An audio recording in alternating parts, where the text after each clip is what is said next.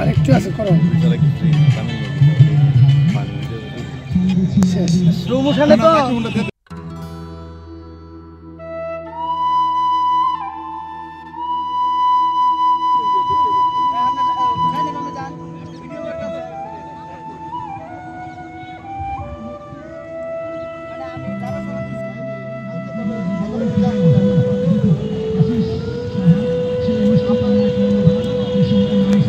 আলহামদুলিল্লাহ অনেক ভালো লাগছে। মনে হয়েছে যে আমার এখানে এসে যে আমাদের কক্সবাজার এখানে পরিণত এখন এখানে খুবই ভালো লাগছে।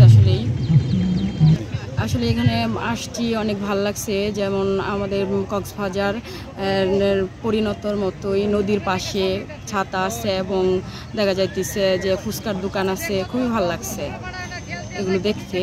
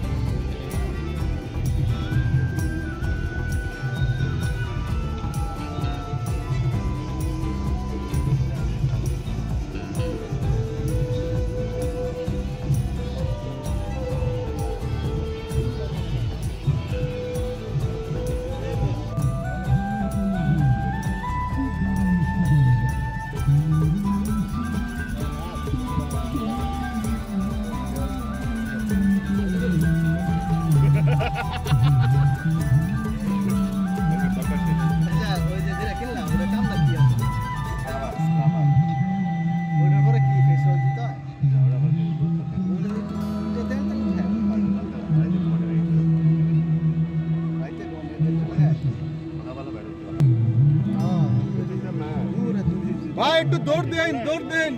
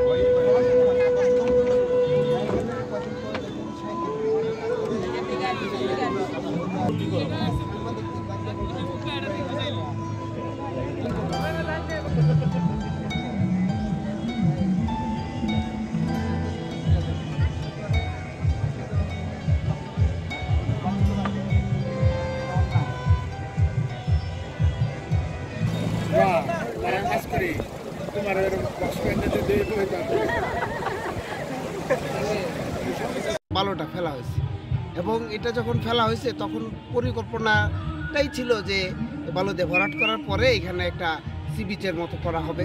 এখানে একজন মানুষ আধা ঘন্টা 1 ঘন্টা বসবে, 100 টাকা 200 টাকা লাগবে, বিভিন্ন রাইড থাকবে।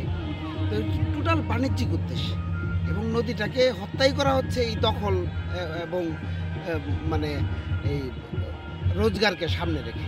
কিছু মানুষের পেট ভরছে, আঙুল ফুলে কলা গাছ হচ্ছে, নদীটা শেষ হয়ে যাচ্ছে।